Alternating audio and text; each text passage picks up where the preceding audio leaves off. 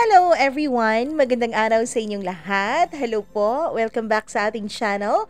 Ako po ang nag-iisa ninyong Mama Mia, ang tagapaghatid nyo po ng kwento araw-araw at syempre, kwentong pwede nyong kapulutan ng aral, kwentong pwede nyong katatawanan, pwede nyong kainisan, at syempre pwede ring kwento na kapupulutan nyo ng inspirasyon para magpatuloy sa buhay. Welcome back po. Maraming salamat sa inyong pagbabalik dito sa ating channel. At kung bago ka man sa channel na to, hello, welcome. Naway magustuhan mo ang magstay dito. Makapag-subscribe ka rin at pag-click ng notification bell para lagi kang updated sa tuwing may bago tayong kwentong inilalabas dito sa ating channel.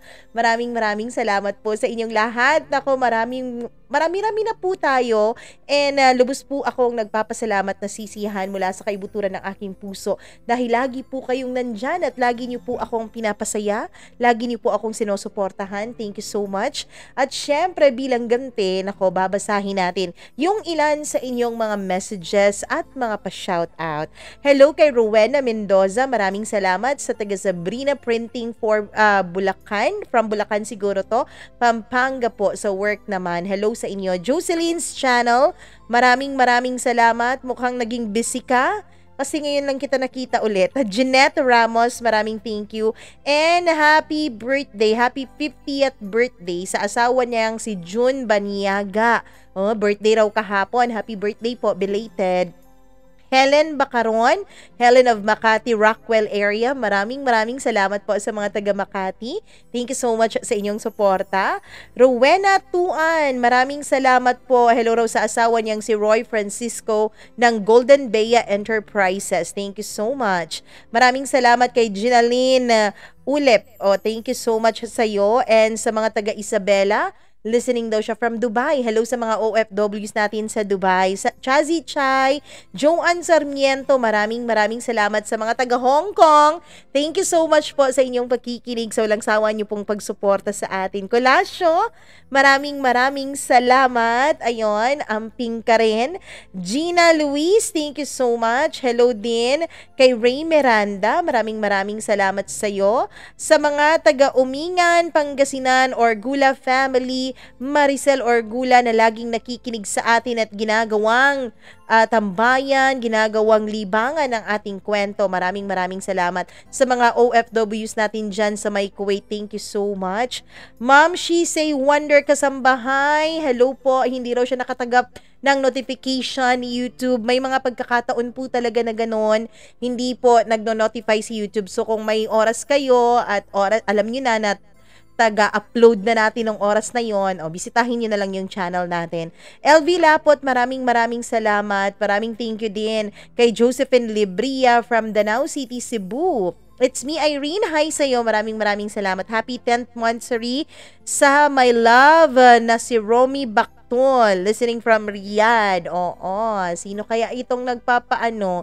Shout out. Wala namang pangalan. King Ray Vincimonariola. Maraming salamat sa'yo at sa pamilya mo dyan from Abu Dhabi, UAE. Evelyn Rigayas, Jeneline at Evangeline. Thank you so much sa inyo. Maraming salamat din sa lahat ng nakikinig sa atin. Christina Sison, thank you. Donna Frias, hi Donna, long time no hear from you. Kumusta ka na? Maisel Cambe, maraming thank you. Hello daw.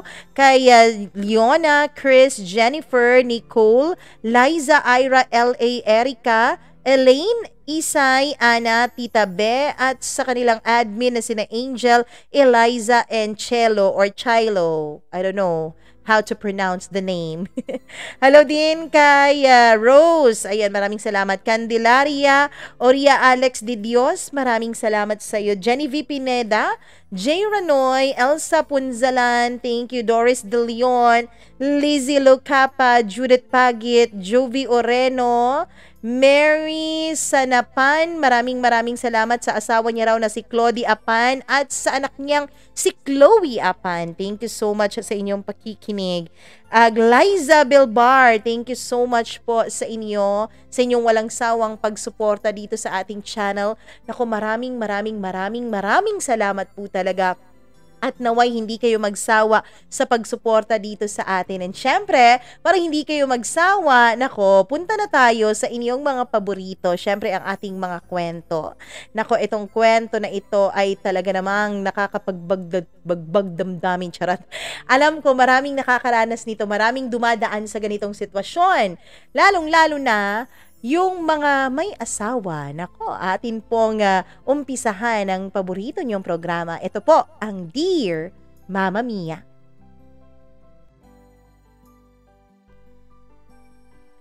Lahat ng bagay ay may hangganan. Lahat ay may katapusan. Minsan, kahit na anong haba ng iyong pasensya sa isang tao, naaabot rin ito ang kasagaran mo. Lalo na kapag sobra na at sa palagay mo ay hindi na tama. Minsan, kapag mahal natin ang isang tao ay nawawala tayo sa giya, ika nga. Kahit alam nating hindi na tama, ay patuloy pa rin tayong kumakapit. Pero paano kapag ang relasyon nyo ay sinisira na ng ibang tao?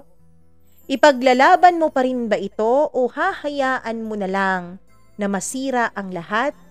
At hahayaan mo na lang na mag-umpisa ka ulit sa wala.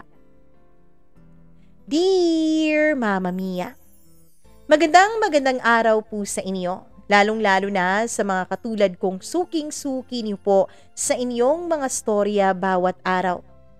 Mama Mia, isa po ako sa mga libo-libo niyo pong tagapakinig. Isa po ako sa araw-araw na nag-aabang ng mga panibagong kwento na inyong iniere. Mahal na mahal ko na po kayo, Mama Mia, dahil isa po kayo sa mga taong pinaghuhugutan ko ng inspirasyon para ipagpatuloy itong masalimuot kong buhay. O, intro na yan ha, masalimuot po ang buhay ko. Mama Mia, itago niyo na lamang ako sa pangalang Charmaine. Isa po akong babae na mulat sa pool ay nangarap lang naman ng isang simple at masayang buhay. Pero ewan ko ba kung bakit napakahirap na mangyari yon. Hindi katulad ng karamihan ng mga kwento na inyong binabasa, ako po, Mama Mia, ay nanggaling naman sa maayos na pamilya. May maayos na trabaho ang mga magulang ko. Ang papa ko po ay isang accountant. Ang mama ko naman ay isang office staff. 4 po kaming magkakapatid at ako ang pangalawa mula sa panganay. Mama Mia, ako lang din ang nag-iisang babae sa amin. Lahat ng kapatid ko ay puro lalaki. Kaya naman, Mama Mia, masasabi na natin na sunod ang mga luho ko. Sunod ang mga gusto ko. Walang ibang makakapigil kapag may gusto akong gawin o gustong hilingin sa aking mga magulang. Hindi naman po sa pagmamayabang, pero sa aming magkakapatid, ako din po ang pinakamatalino pagdating sa klase. Palagi na lang po akong may honor kahit na hindi naman talaga ako nag-aaral. Ewan ko ba? Siguro nagmana ako sa papa ko. Dahil ang sabi ng mama ko, nung estudyante pa lang daw sila ay crush na crush niya na ang papa ko dahil sobrang talino daw nito. Kahit hindi nag-aaral ay nakakapasa kahit ang hirap-hirap raw ng mga subjects nila lalo na nung college. Siguro nga, Mama Mia, naging maswerte ako dahil sa lahat ng mamana ko sa tatay ko, yun pa talaga ang kanyang pagiging matalino. Hindi po kasi gwapo ang tatay ko. Opposite naman sila ng nanay ko. Kung ang tatay ko po ay nerd, pala-study, matalino, ang nanay ko po ay parang relax lang na uri ng estudyante. Pero siya po yung popular pagdating sa school dahil maganda at matangkad. Matangkad pa ang nanay ko kaysa sa tatay ko. Kaya naman, paminsan-minsan, lalo na kapag nagsisimba kaming lahat tuwing linggo, alam kong ginagawang tampulan ng tukso ng kanyang mga barkada si tatay. Dahil papano daw na nakabingwit siya ng isang pang Miss Universe na ganda tulad ng nanay ko. Ang nanay ko naman ay tumatawa lamang at lagi niyang sinasabi sa lahat na sa totoo lang, siya ang mas in love sa tatay ko. Mama Mia, masaya po ang kabataan ko. Nakikita ko pong masaya ang mga magulang ko. Pero ewan ko ba? Siguro nga totoo, lahat ng buhay sa mundo ay dumadaan talaga sa mga matitinding pagsubok. Yung iba nauuna lang, yung iba naman nahuhuli. Yung iba naman, pinansyal ang problema. Yung iba naman, kalusugan. Yung iba naman ay relasyon, katulad ng sa amin. Oo, Mama Mia, hindi rin kasi nagtagal ang magandang samahan ng aking mga magulang. Mama Mia, maniwala kayo't sa hindi. Kahit na ang tatay ko ay hindi kagwapuhan, hindi katangkaran, at hindi siguro magiging attractive sa iba, pero nagkaroon po ng kalaguyo ang aking ama. Sumama po siya sa kanyang sekretarya at naiwan kami sa pangangalaga ng aking ina. Galit na galit ang mama ko noon. Nagkaroon pa talaga ng kasuhan, Mama Mia. Hindi ko alam kung bakit o kung paanong nahuli ng nanay ko dahil wala naman siyang sinasabi sa aming magkakapatid. Kahit na galit ang mama namin sa papa namin, ay hindi naman niya kailanman siniraan ang papa.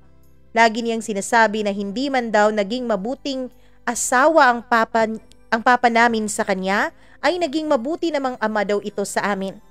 Kaya ayaw niya na nakakarinig mula sa amin ng mga hindi magagandang salita para kay Papa. Pero ako, Mama Mia, disappointed po talaga ako sa Papa ko. Biruin mo, siya ang iniidolo kong lalaki. Akala ko nga noon ay may mga lalaking katulad niya na hindi marunong magloko. Kaya lang, Mama Mia, kahit pala hindi kagwapuhan, basta't tinukso, lalo pat maganda ang tukso, ay kumakapit talaga dito. Nagagawa pa nilang sirain ang sarili nilang pamilya, mapagbigyan lang ang hilig ng kanilang katawan. At yun nga ang nangyari, ang dating masaya, bibo at makulit naming pamilya ay nagkanya-kanya. Wala na po yung linggo-linggo naming labas. Wala na po yung pagsisimba namin tuwing linggo dahil iniwan na kami ng papa ko. Ang mama ko naman ay lalong nagpakasubsob sa trabaho. Ang mga kapatid ko namang lalaki ay nagkaroon na ng kanya-kanyang mga barkada, pati na rin ako, Mama Mia. Nung nag-high school ako ay hindi na po ako nasasali sa honor students dahil po lagi na lang po akong uma-absent. Hindi rin naman ako bumabagsak kaya't hindi napapansin ng nanay ko na nagpapabaya na ako sa pag-aaral ko. Mabuti na lang talaga at hindi pa rin ako bumabagsak kahit ang totoo, Mama Mia, kung minsan ay 2 beses lang ako sa isang linggo kung pumasok sa eskwela. Meron namang paminsan na kumpleto ako sa isang linggo lalo na kapag malapit na ang exam week. Pero kapag malayo pa ay lagi akong uma-absent. Lagi talaga akong umaabot sa last warning bago ako magbago ng takbo ng buhay ko. Kapag nalilate na ako ng 3 beses ay hindi na dapat ako malate ng ika-4 pa. Kapag umabsent na ako ng 3 beses, hindi na dapat ako umabsent ng ika-4 sa loob ng 1 buwan. Pero pagkatapos ng 1 buwan, Mama Mia, balik na naman po ako sa pagiging bulakbol. Ginagawa ko lang yun para hindi ako tuluyang ma-expel sa pinag-aaralan naming paaralan. Private school po kami nag-aaral. Mama Mia, nung mag-college po ako ay accountancy po ang kinuha kong kurso. Hindi ko alam, kahit na disappointed ako sa papa ko ay gusto ko talaga ang maging accountant. Nakikita ako kasi sa papa ko, Mama Mia, na malaki ang sinasahod niya. Biruin mo, malaki ang binibigay niya sa mama namin para pang sustento sa aming magkakapatid at alam namin na magkakaroon na rin sila ng anak ng kanyang kinakasama. Kaya alam namin, Mama Mia, na maganda talaga ang pasahod ni Papa. At yun ang gusto ko, magandang pasahod. Pero nung nag-aral na ako, Mama Mia, ay hindi po ako masaya. Boring pala ang accounting subjects, lalo na kapag laging numero po ang nakikita ninyo at ang kinakaharap ninyo. Nabobore ako. Kaya naman paminsan-minsan ay nagkakating din ako at sumasama sa barkada para magliwaliw. At dito ko na nga nakilala si Fritz, Mama Mia. Sa isang pagliliwaliw namin sa isang paaralan nung nagkaroon sila ng intramurals. Mama Mia, malapit lang po ang paaralan nila sa amin. Private school din yon. Ang gusto ng mga kaibigan ko ay pumunta raw kami doon para makisaya. Kapag kasi entrams, Mama Mia, ay pwede po kayong pumasok sa kahit na anong paaralan. Basta meron po kayong ID. Pero kapag normal na araw naman ay masyadong stricto ang mga universities at hindi basta-basta nagpapapasok ng hindi estudyante. Kaya naman nilubos na namin ang aming araw na yon. Pumunta kami sa paaralan na nagkaroon ng intramurals dahil sa susunod na linggo pa yung sa amin. Mama Mia, isa sa mga kabarkada ko ay kaibigan din ni Fritz. Kaya naman nung magkita-kita kami sa loob ng school ay pinakilala niya kami sa isa't isa. Masayang kasama si Fritz, Mama Mia. Masaya siyang kakwentuhan. Hindi ko alam pero nagkaroon agad ako ng atraksyon sa kanya. Hindi naman to nangyari before sa sino mang mga lalaki. Ewan ko ba, Mama Mia? Siguro nga meron talagang isang tao na makakapagturo sa'yo kung paano ba ma-attract sa unang paningin lamang. At yun nga ang naramdaman ko kay Fritz. Gwapo po si Fritz, matangkad, matangos ang ilong, malamlamang mga mata, at magandang mga labi. Mga labi na nung una ko palang masilayan ay iniisip ko na kung paano ko mahahalikan. Hindi naman po ako virgin noon, Mama Mia. Oo, aaminin ko. High school pa lang ay naging bulakbol na ako, pero naging maingat naman ako sa sarili ko. First time po na ganito ang naramdaman ko sa isang lalaki. At hindi ko alam na ganun din pala ang pakiramdam ni Fritz sa akin. Dahil lumipas po ang ilang araw ay nagkatanggap po ako ng text mula sa kanya. Hi Charmaine, this is Fritz, yung nakilala nyo dun sa intramurals namin last week. Sabi niya. Hi Fritz, paano mo nga pala nakuha yung number ko? Tanong ko naman. Sa best friend mong si Glenda. Magkakilala kasi kami kasi kaibigan ko yung boyfriend niya. Sorry hindi na ako sa'yo nakahingi ng personal. Nahihiya kasi ako sa'yo sabi niya. Ikaw, mahihiya? Mukhang ang kapal nga ng mukha mo nung una kitang makilala Tatawa-tawa ko pang sabi. Grabe ka naman sa makapalang mukha. Hindi naman. Di, joke lang. Okay lang yun, Fritz. Friends na tayo, sabi ko. Mula nga nung araw na yun ay lagi na siyang nagtitext sa akin. Lagi niyang sinasabi kung nasaan sila. Nagko-computer shop, nagdodota at kung ano-ano pang ginagawa nila ay lagi niyang nire-report sa akin na para ba niya akong girlfriend. Kahit na hindi naman. Kapag naman tuwing gabi, Mama Mia, ay lagi kaming magka-text dalawa. Nagkukumustahan kung anong nangyari sa buong araw namin. Nagtatanungan kung kumain na ba ang isa't isa. Mga sweet nothings, Mama Mia. Mga pa-quotes-quotes pa dati na para sa mag-boyfriend o girlfriend lamang. Pero kahit kailan ay wala naman kaming napag-usapan dalawa ni Fritz kaya hindi po ako nag-assume. Pero isang araw, Mama Mia, ay hinila ako ng kaibigan kong si Glenda. Ang sabi niya may pupuntahan daw kami. Glenda, gusto ko na sanang umuwi Remember, hindi tayo nakatulog kagabi, pumarty pa kasi tayo. Sabi ko naman. Charmaine, nakala mo naman ayaw mo ng party? Ikaw nga tong mahilig sa ganyan Sabi naman niya na binibiro pa ako. Hindi naman ako nagrereklamo pero ngayon nagrereklamo ako dahil saan mo ba ako dadalhin? Kailangan ko pang matulog, hello. Baka pumangit ako, sabi ko naman. Hindi, sigurado ako sa mararamdaman mo sa pupuntahan natin, lalo kang gaganda girl. Sabi naman niya. Mama Mia, sadyang makulit talaga ang best friend ko at hindi ito nagpapapigil kahit kanino. Kaya naman para matigil na siya ay sumama na lang ako sa kanya. Pumunta kami sa kaniyang apartment. Ano bang gagawin natin dito? Tanong ko. Magsi-sleep over ba tayo? Dagdag ko pang tanong sa kanya nung hindi siya sumagot. Pwede rin, pero hindi ako kasali. Kasi pupunta ako doon sa apartment ng boyfriend ko. Bakit mo ako dinala dito kung iiwan mo lang din ako? Tanong ko naman. Huwag ka na ngang maraming tanong, Charmaine. Pumasok ka na sa loob. Pagkapasok ko sa loob, Mama Mia, ay gulat na gulat ako dahil meron pong mga palobo sa paligid. Meron ding mga rose petals sa baba ng floor, Mama Mia. At nung tignan ko ang paligid ay may naka-arrange pa talagang dinner table. Ano to? Tanong ko. Biglang lumabas mula sa pinagtataguan niya si Fritz at may dala pang bouquet of roses. "Hi Charmaine, for you," sabi naman niya. "Fritz? Ano to? Bakit may paganito kayo? Hindi ko naman birthday," sabi ko.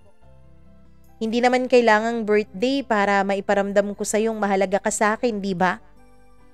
Mama Mia, tama nga talaga ang best friend kong si Glenda. Sa naramdaman kong kilig noon, pihadong magandang-maganda ako dahil parang natural ang blush ko nung araw na yon. Mama Mia, si Glenda naman ay kinikilig sa gilid at tinulak ako papalapit kay Fritz. "O, paano Fritz? Kayo na dito ha? Kukunin ko na lang bukas yung susi." "Bye guys, enjoy," sabi niya na lumabas na at isinara ang pinto. Gusto ko sanang tawagin si Glenda pero hinawakan na ni Fritz ang kamay ko. "Halika na, upo ka na nang makakain na tayo." Mama Mia, umupo naman ako at tinanggap ang bulaklak na dala niya. "Ano to? Bakit may paganito ka?" tanong ko. "Pwede bang kumain na muna tayo? Tikman mo muna yung luto ko. Baka sakaling hindi ko na kailangan pang manginig at kabahan habang kaharap ka kung natikman mo na yung pinagluto ko sa'yo." Mama Mia, tinikman ko ang niluto niyang spaghetti at may pa-steak pa talaga siya. Masarap siyang magluto. Tama siya. Mukhang nawala ang kaba niya nung sinabi kong napakasarap ng kaniyang pagkain. Pagkatapos naming kumain, Mama Mia, ay hinawakan niya ang kamay ko.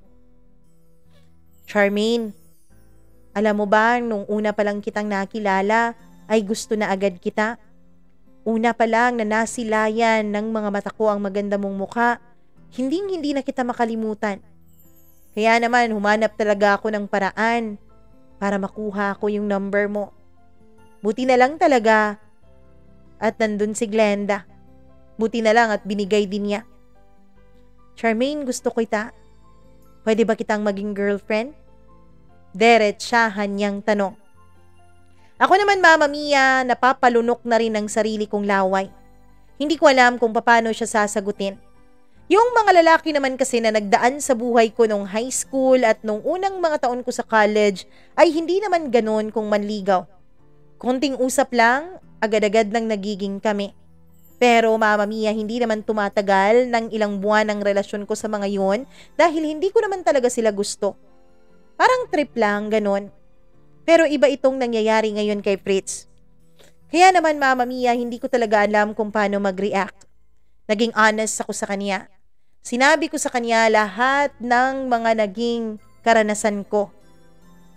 "Ayos lang yun. Handa naman ako maghintay sa sagot mo," sabi niya. "Pero Fritz, gusto kita. Sa totoo niyan, mahal na nga siguro kita sabi ko. At nung sabihin ko yun, Mama Mia, ay agad siyang lumapit sa akin at niyakap ako. "Ibig sabihin ba niyan, tayo na?" Mukhang gano'n na nga. Pagkatapos noon ay tumayo siya, Mama Mia, at may inilagay siya sa player ng audio ni Glenda. May tumugtog, Mama Mia. Isang kanta. Beautiful in White. Yun po ang kantang yun.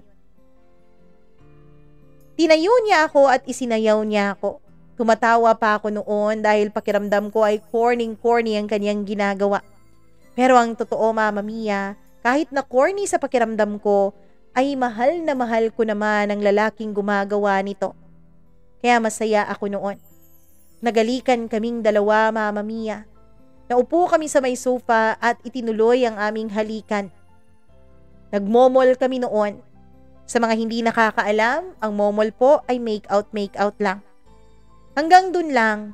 Walang nangyari sa amin nung gabing yon dahil 10:00 ng gabi nung inihatid na niya ako sa bahay namin. Mama Mia, naramdaman ko talaga na para bang nirerespeto ako at ginawa akong napakahalagang bagay ni Fritz sa buhay niya. Kaya masayang masaya ako, Mama Mia. Masayang masaya. Mula nga nung araw na yon ay unti-unti kong nakakalimutan ang masalimuot kong buhay pamilya. Parang si Fritz na lang ang naging sentro ng buhay ko. Parang siya na rin lang, Mama Mia, ang ginawa kong mundo. Araw-araw kaming magkasama. At dahil din sa kanya ay araw-araw na rin akong pumapasok sa school. Mama Mia, kahit kasi parang hindi naman gagawa ng tama si Fritz ay hindi pala siya ganoon sa totoong buhay. Mama Mia, mahilig po siyang mag-aral. Kaya naman bumalik po ang kagustuhan ko na magtapos. Dahil sa kanya ay naging porsigido ulit akong estudyante. Isa rin sa pinakamagandang katangian ni Fritz, Mama Mia, ay hindi po siya playboy. Hindi siya katulad ng iba na naging boyfriends ko noon na makakita lang ng maganda ay halos mabali na ang leeg sa kakalingon. Si Fritz po ay halos hindi po tumitingin sa ibang babae. Parang ako lang ang maganda sa kanyang paningin. At yun po ay labis na nagpapakilig sa aking puso. Isang bagay na alam kong walang ibang makakagawa kundi siya lamang. Hanggang sa umabot kami ng 7 buwan. Pero Mama Mia, nung umabot na kami ng 7 buwan, dun na po nag-umpisa ang lahat. Naramdaman ko na parabang nanlalamig sa akin si Fritz. Hindi ko alam kung anong nagawa kong kamalian. Nung una ay binabaliwala ko lamang dahil ang naisip ko ay baka pressure lang siya sa kanyang pag-aaral. Alam ko kasi Mama Mia na kailangan na nilang i-defend ang kanilang thesis. Kaya naman mahirap yun. Mahirap yun sa isang estudyante lalo't alam ko na terror ang mga professor na naka-assign sa kanila. Kaya hinayaan ko na lang siya muna. Pero lumipas ang mga araw ay naging mas irritable pa si Fritz lalo na pagdating sa akin.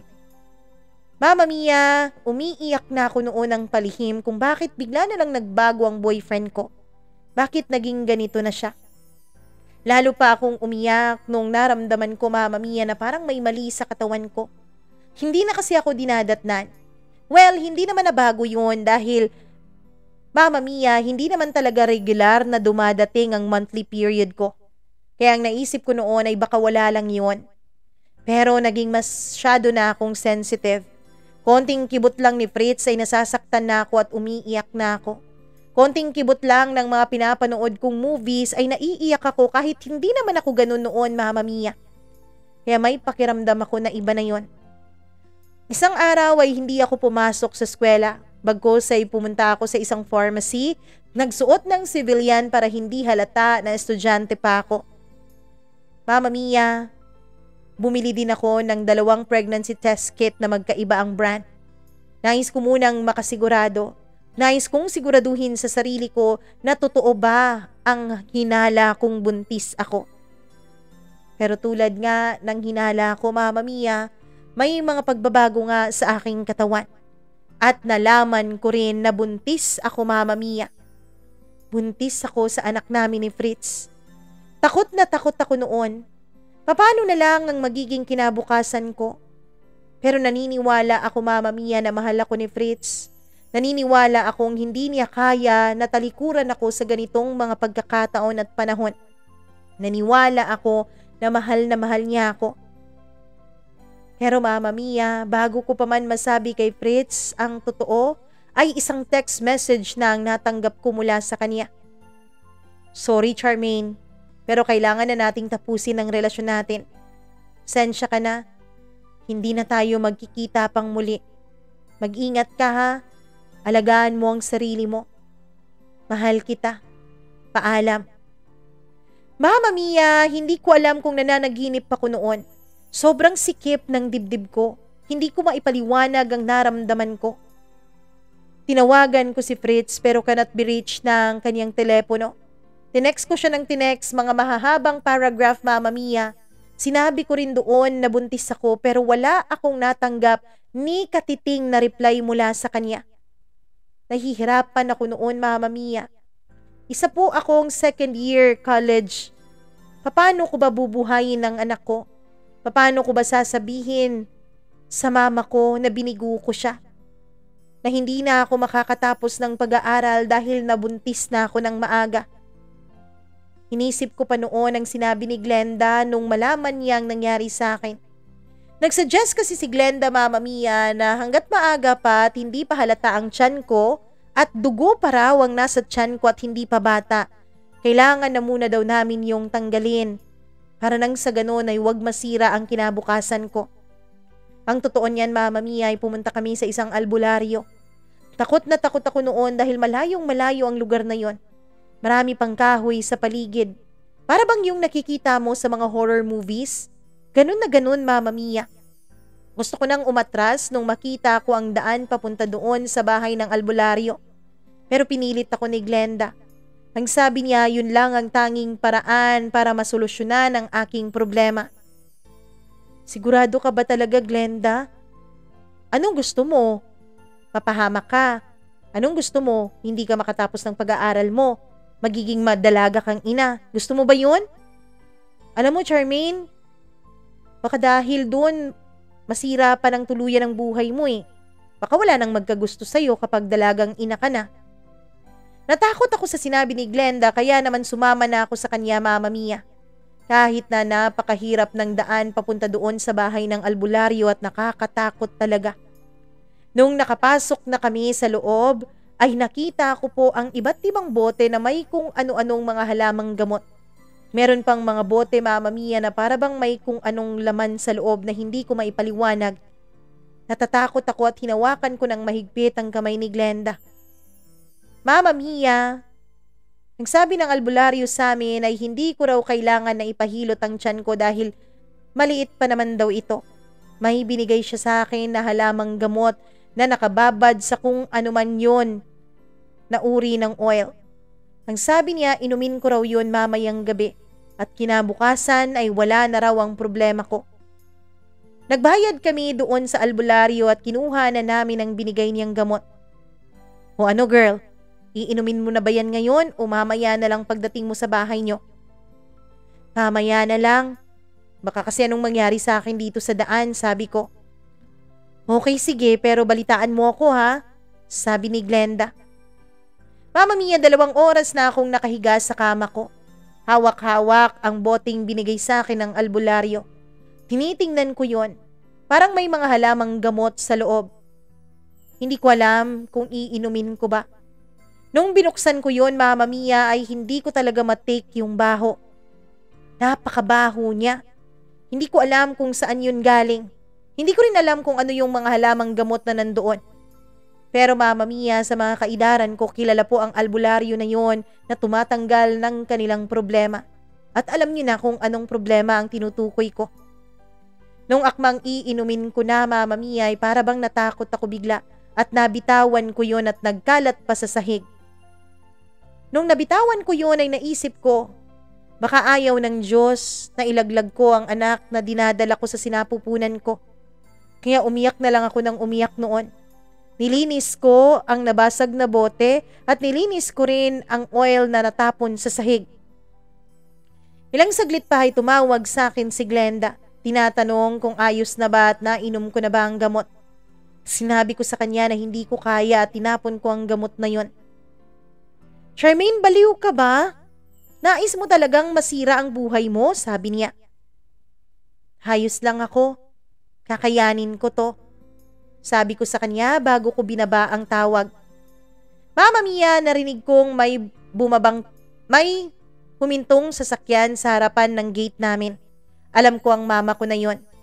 Kaya naman lumabas ako at sinalubong ko siya. Kinuha ko ang mga dala niyang groceries. Mano po, ma? Oo, Charmaine, himala. Ngayon ka lang ata nagmano sa akin simula nung tahimik siya. Simula nung ano, ma? Nung umalis si Papa, sabi ko. Huwag na nating pag-usapan ang wala dito, sabi naman niya. Okay po, pero mama, may sasabihin ako sa inyo. Sana matanggap niyo tong sasabihin ko. Sana matanggap niyo pa rin ako bilang anak. Ano ba yun? Tanong niya na kumunot ang noo dahil siguro iniisip niya kung ano ang sasabihin ko. Yumuko ako, Mama Mia, dahil hindi ko alam kung paano ba ipapaliwanag sa nanay ko ang nangyari. Huwag mong sabihin sa akin na buntis ka, tanong niya. Charmaine, ano ba? Buntis ka ba?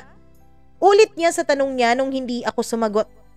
Doon na ako napaiyak at napahagulgol at tumango-tango sa kanya at sinabi kong oo at buntis ako.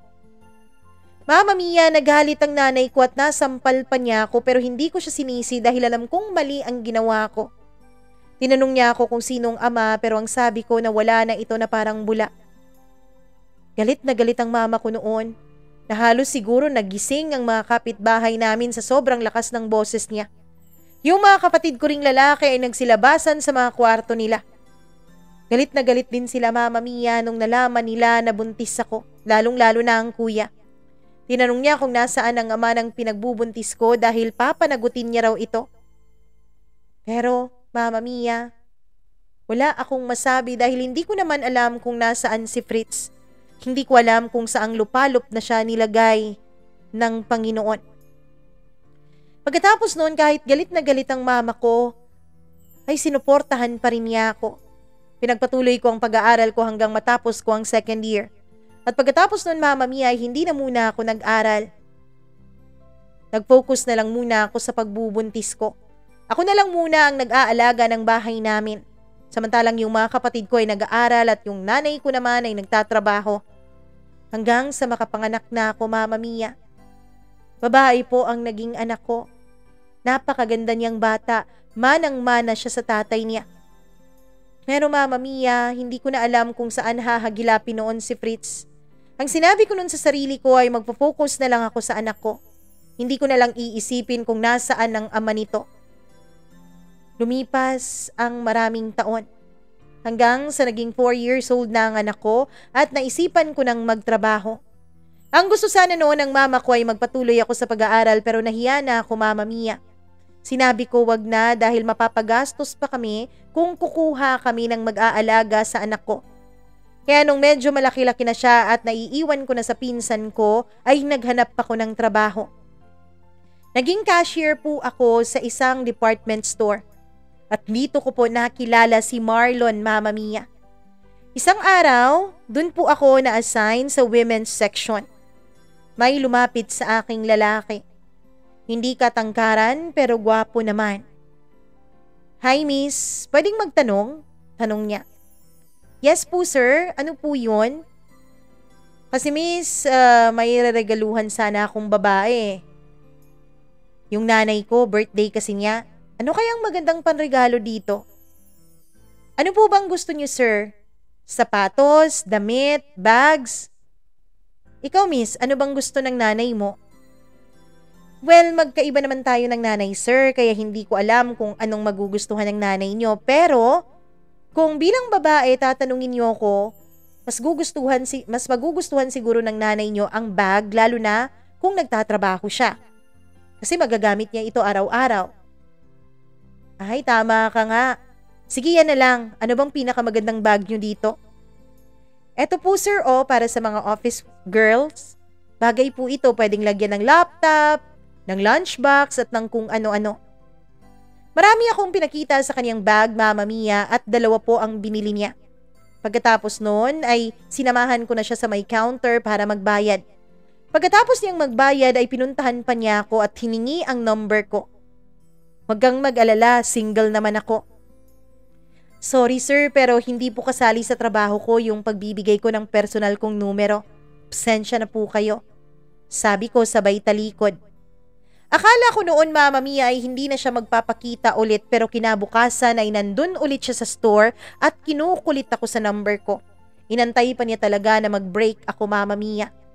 Nung nag-break na ako ay sabi niya ililibre niya raw ako ng lunch kasi nagustuhan raw ng nanay niya yung regalo niya. Kaya naman pumayag na rin ako. Hiningi niya sa akin ang number ko at pinakita niya Mama Mia na single siya.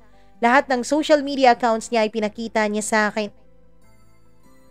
Kung malaman mo siguro ang totoo tungkol sa akin, sir, baka hindi mo na gugustuhin pa na makilala ako. Sabi ko.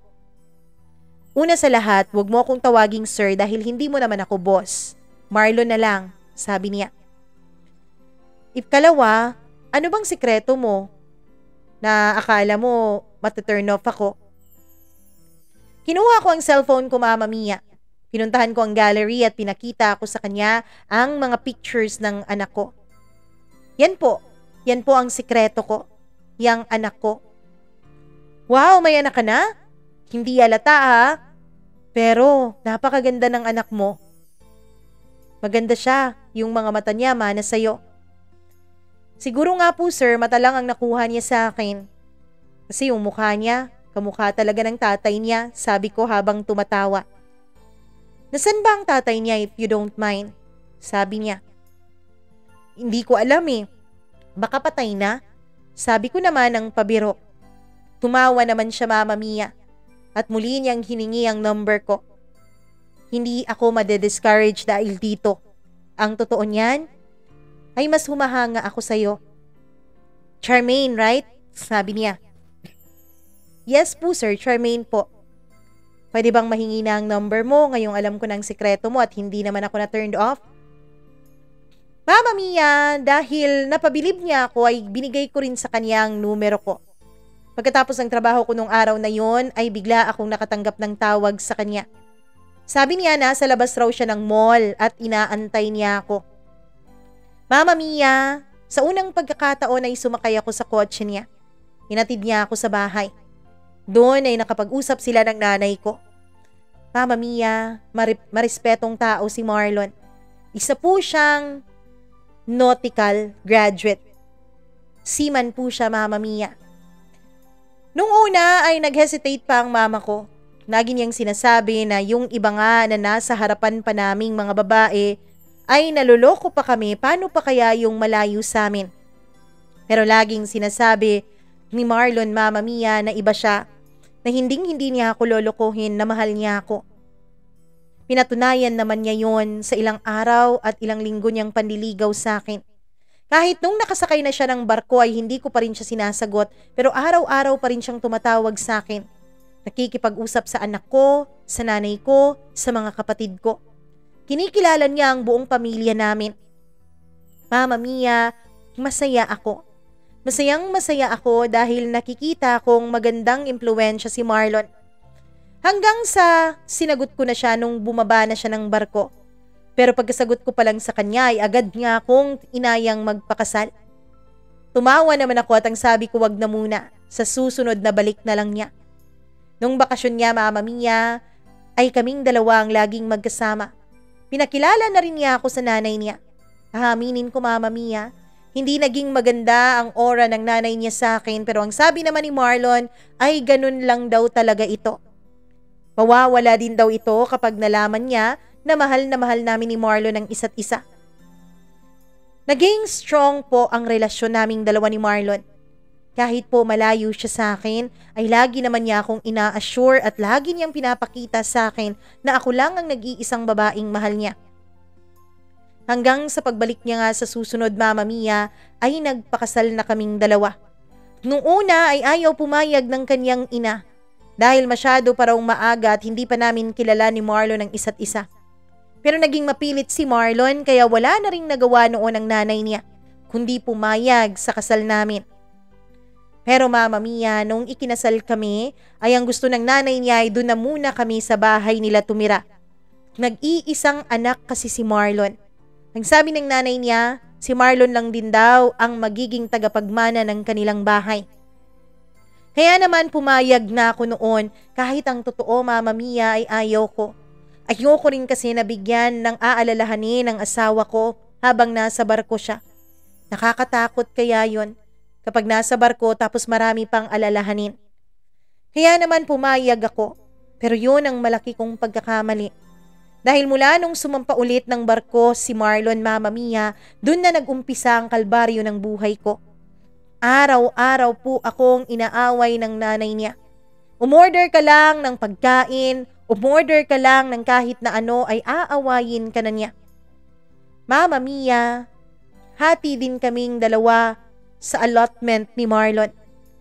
Ang totoo niyan ay hindi ko talaga masabi kay Marlon na dapat bilang asawa niya sa akin na niya ibinibigay lahat ng allotment niya. Ayoko sanang magkaaway kami Mama Mia, kaya naman nananahimik na lang ako. Iniisip ko na lang na baka iniisip lang din ni Marlon ang nanay niya. Pero kapag sinasabi ko yun sa mga kaibigan ko, ang sabi nila ay pagiging mama's boy daw yun. Yun ang kapintasan ni Marlon. Pagiging sobra niyang mama's boy. Alam mo ba, Mama Mia, na isang araw ay nakita ko rin na pinapagalitan ng biyanan ko ang anak ko. Nagalit ako noon sa kanya pero Hindi ko na lang siya sinagot-sagot. Nakiusap na lang ako sa kanya na ako ang didisiplina sa anak ko dahil anak ko yon. Hanggang sa nabuntis na ako sa panganay namin ni Marlon. Pero hindi pa rin siya nagbago. Lagi pa rin niya akong nilalait. Lagi pa rin niyang sinasabi sa akin na wala akong kwentang asawa, na gastador daw ako. Na hindi raw ako karapat-dapat sa anak niya na nagpapakahirap sa barko para kumita. Samantalang siya, Mama Mia, kung ano-ano naman ang binibili sa binibigay sa kanya ni Marlon. Kapag naman may mga pagkakataon na nakakasagot ako sa kanya ay nagagalit siya. Ang sabi niya wala raw akong pakialam dahil siya raw ang naghirap para mapatapos si Marlon sa pag-aaral. Siya lang daw mag-isa ang nagpaaral kay Marlon. Kaya nararapat lang daw na ngayon ay bumawi si Marlon sa kanya. Hindi ko naman po yun pinagkakait sa kanya, Mama Mia. Ang akin lang po ay wag niya po sana akong lait-laitin. Ang sabi niya pa ay hindi raw ako karapat-dapat kay Marlon. Marami raw mga babae, yung mga pure pa at wala pang mga anak sa ibang lalaki. Ewan ko ba kung anong nagustuhan ng anak ko sa'yo? Hindi ka naman ganun kaganda. Sabi niya. Gastador pa. Hindi pa marunong sa mga gawaing bahay. Alam mo, hindi magtatagal, maghihiwalay talaga kayo ng anak ko. Mama Mia, dasal lang po talaga ang ginagawa ko noon kapag galit na ako sa mama ni Marlon. Hanggang sa naipananganak ko na ang panganay namin. Manang-mana po yun kay Marlon at mahal na mahal niya ang bata. Yun na lang ang iniisip ko, Mama Mia, na kahit ganun ang biyanan ko, ay nakikita ako naman ang sobra-sobra at labis-labis niya at pagmamahal sa anak namin ni Marlon. Kahit na hindi ganun ang trato niya sa panganay kong anak. Pero Mama Mia, nung umalis si Marlon at hindi namin alam na buntis ako. 3 linggo matapos siyang umalis ay dun ko pa nalaman ang pagbubuntis ko. Ayun pala ang ginawang susi ng mama niya para matapos ang relasyon naming dalawa ni Marlon. Opo, kung ano-ano po ang sinasabi niya. Pinagbintangan niya akong may lalaki. Meron kasing isang beses, Mama Mia, na inihatid ako ng katrabaho kong lalaki sa bahay dahil mainit po ang panahon noon. Nagmotor po kaming dalawa dahil wala akong masakyan noon at masyado pong masakit ang ulo ko. Hindi ko pa alam noon, Mama Mia, na buntis na pala ako kaya ganun ang nararamdaman ko. Pagdating namin sa bahay ay nakita kami ng biyanan ko. Tinanong niya ako kung sino yun at pinaliwanag ko naman ng maayos pero hindi pala siya naniwala. Inisip niyang lalaki ko yun, Mama Mia, at isinumbong niya yun kay Marlon. Sino yung kasama mo raw lalaki kanina? Sino yung naghatid sa'yo? Tanong ni Marlon sa akin nung magka-video call kaming dalawa. Ayun ba, love? Si ano yun? Si Joseph, katrabaho ko. Masakit kasi ang ulo ko kaya inihatid niya ako kahit hindi pa natapos yung shift ko. Bakit kailangan mong magpahatid? Pwede ka namang mag-taxi ah.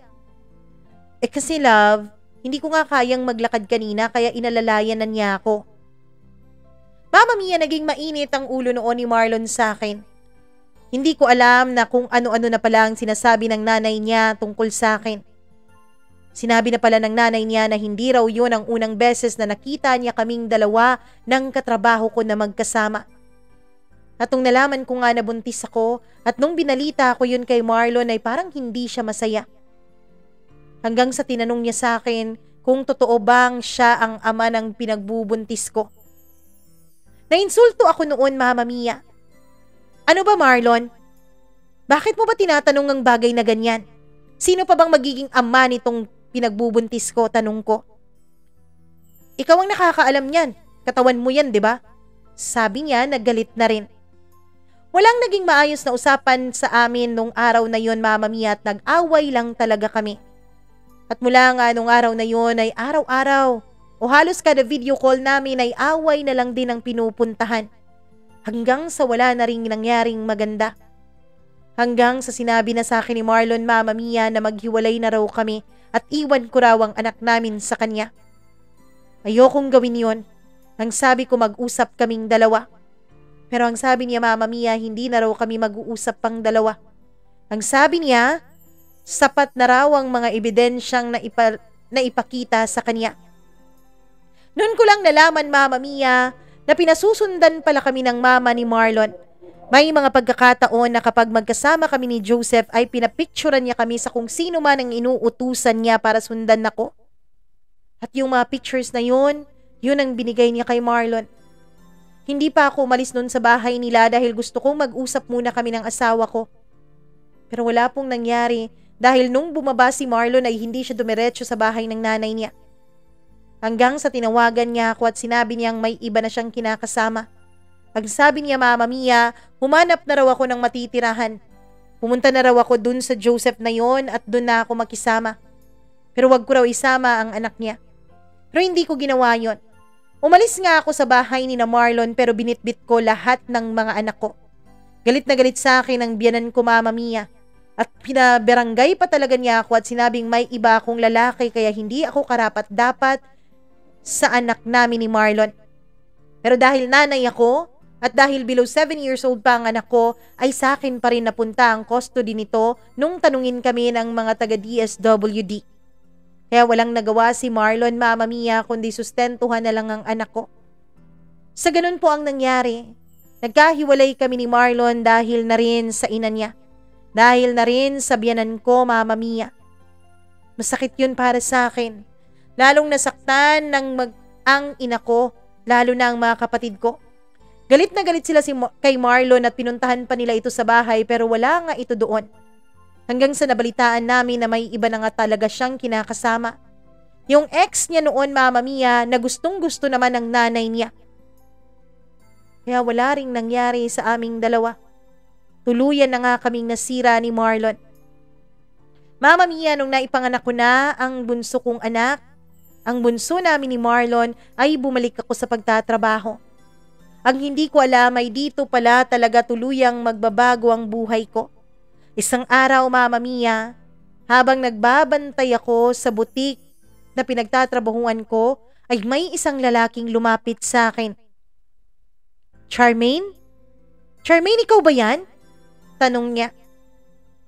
Mama Mia, hinding-hindi ko talaga makakalimutan ang mga matang yon. Ang ilong na yon at ang labi na yon dahil araw-araw ko yung nakikita sa mukha ng panganay kong anak. Oo, Mama Mia. Si Fritz. Nung makita ko siya ay halos lumabas ang kaluluwa ko sa aking katawan. Gusto kong tumakbo palayo. Tumalikod ako sa kanya, Mama Mia, at mabilis akong naglakad pabalik sa loob ng butik pero agad niya akong nahawakan. Charmaine, teka lang, mag-usap muna tayo. Sabi niya. Ano pa bang pag-uusapan natin? Di ba't iniwanan mo ako sa ere? Charmaine, sorry. Sorry talaga pero may pinagdadaanan noon ang pamilya namin. Matinding problema na ayoko madamay ka. At ano, iniwanan mo na lang ako ng basta-basta? Iniwanan mo na lang ako sa ere? Nang hindi man lang pinanagutan ang anak natin? Anak natin? Tanong niya. Bakit hindi mo ba alam? Tinext naman kita. Sinabi ko sa'yo sa text tungkol sa anak natin pero wala kang ginawa.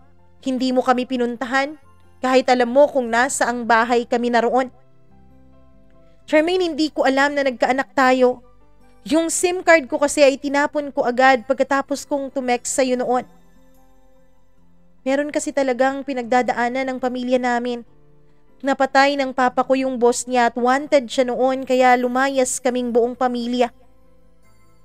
Ano? Oo. Naging kalaguyo kasi ng mama ko ang boss ng papa ko. Kaya galit na galit ang papa ko at napatay niya ito. Mama Mia, gulat na gulat ako sa mga naging revelasyon sa akin ni Fritz. Lumayas pala sila buong pamilya dahil wanted ang tatay niya. Kinailangan ako ng pamilya ko noon, Charmaine.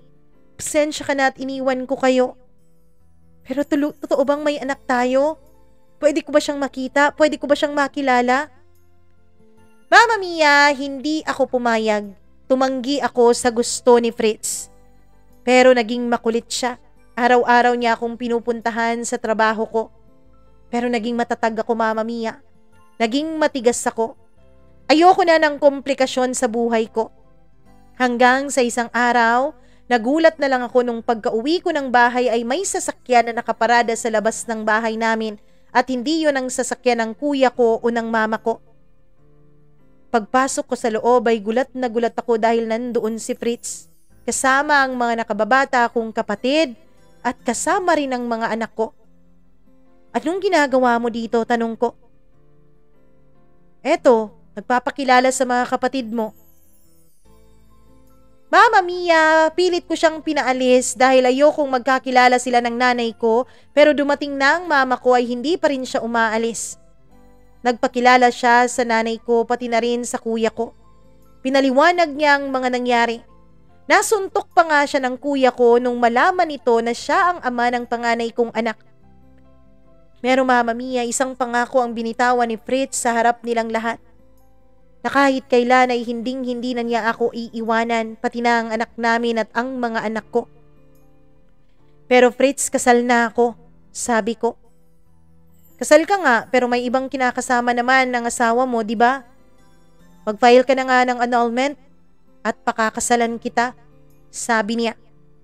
Hindi ako naniwala noon dahil ang akala ko Mama Mia ay biro-biro lang sa kanyang lahat. Pero mula nung araw na yun, ay lagi na akong pinupuntahan ni Fritz sa trabaho. Sinasabayan mag-lunch, inihahatid pa uwi ng bahay at sinusundo rin kinabukasan. Pati mga anak ko Mama Mia ay minahal niya. Pati mga anak ko ay pinakitaan niya ng maganda at nagpakilala na rin siya sa panganay kong anak. Tuwang-tuwa ang panganay ko, umiiyak pa siya nung malaman niya na may daddy pala siya. Ang akala raw niya Mama Mia sa kanyang mga kapatid ay siya lang ang walang ama. Naawa naman ako sa anak ko. Ilang taon siyang nagtiis ng walang amang gumagabay sa kanya. Naging matiisin rin si Fritz. Mama Mia, umabot ng halos 1 taon ang naging panliligaw niya sa akin bago ko siya sagutin. At nung sinagot ko na nga siya ay agad niyang inasikaso ang annulment ng kasal naming dalawa ni Marlon.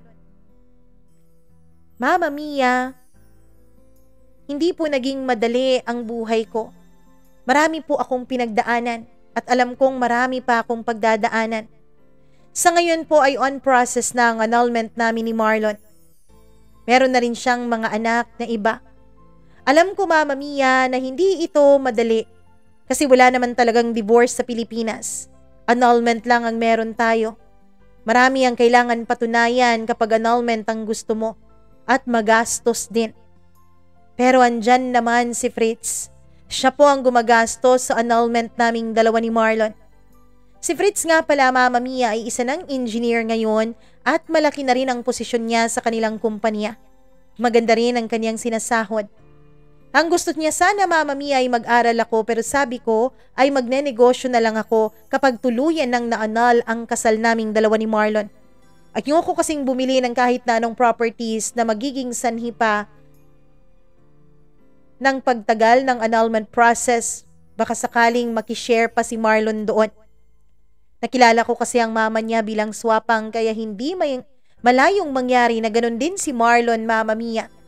Nangakala ko noon na isang perpektong lalaki ay mama's boy pala at naniniwala sa kahit na anong sabihin ng ina niya at hindi man lang tinatanong o inaalam kung ano ang totoo. Mama Mia, masaya ako noon. Masaya rin na rin ako ngayon lalo na ngayong magkasama na kaming dalawa ni Fritz. Alam kong hindi magiging madali. Alam kong marami kaming pagdadaanan. Alam ko na marami pang pagsubok na pwedeng dumaan sa buhay namin. Pero ngayon Mama Mia, masasabi kong pinatatag na ako ng panahon. Kapag nag-grant na ang annulment naming dalawa ni Marlon, ay nagkausap na kami ni Fritz na agad-agad rin kaming magpapakasal dalawa. Tanggap na rin ako ng mga magulang ni Fritz pati ng mga anak ko.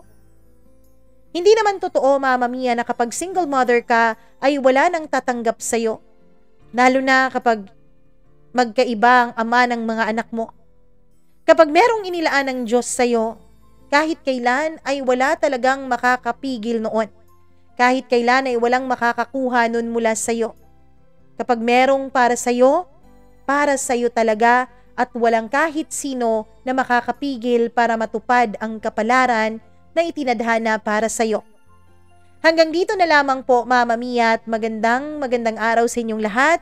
At maraming salamat po sa pagbibigay nyo ng oras para basahin itong kwento ng buhay ko. Mama Mia, kapag may update po ako, kapag marami pa pong mangyayari sa buhay ko, huwag po kayong mag-alala at susulat ulit ako sa inyo. Pakibati na lang po ako kay Fritz na katulad ko ay nakikinig rin sa inyong programa. Ito po ang nagiging bonding namin sa gabi bago kami matulog dalawa. Maraming salamat sa iyo. Muli, lubos na gumagalang, Charmaine.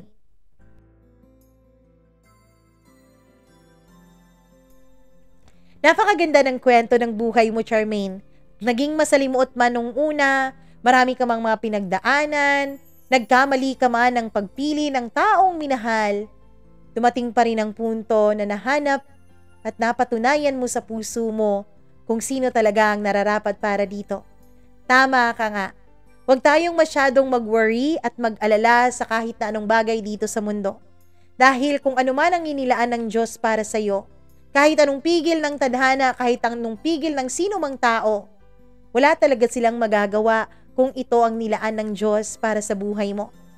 Maraming salamat muli sa pag-share mo ng iyong nakaka-inspire na kwento dito sa ating programa. At kung ikaw na nakikinig ngayon, kung nagustuhan mo ang kwento ni Charmaine, please do click the like button and share button para naman marami pa tayong ibang ma-inspired sa iba nating mga storya dito. At kung hindi ka pa nakapag-subscribe, please do subscribe, click the notification bell para lagi kang updated sa tuwing may video tayong i-upload. At wag mong kakalimutan na marami na po tayong videos, lalo na kung bago ka sa channel na ito, marami na po tayong kwento na pwede mong pagpilian kapag nababagot ka, o di kaya kailangan mo ng inspirasyon sa buhay, kailangan mo ng pagkakalibangan, yun po, pwede nyo pong i-click ang Mama Mia CDO below, tapos i-click nyo yung videos at i-direct na po kayo sa napakarami na nating kwentong na i-upload dito sa YouTube. At isa pa, kung meron ka pong sariling kwento ng buhay na nakaka-inspire, sariling kwento ng buhay na nakakakilig, nakakainis, o kahit anong emosyon pa man ang pwede naming maramdaman dito, kapag gusto mo yang i-share, wag kang mag-atubili. Please do share. Email ka lang po, mamamiacdo0317@gmail.com. Maraming salamat pong muli sa inyong walang sawang pagsuporta nitong ating channel. Ako po, ang inyong nag-iisang Mama Mia. Magandang araw sa inyong lahat.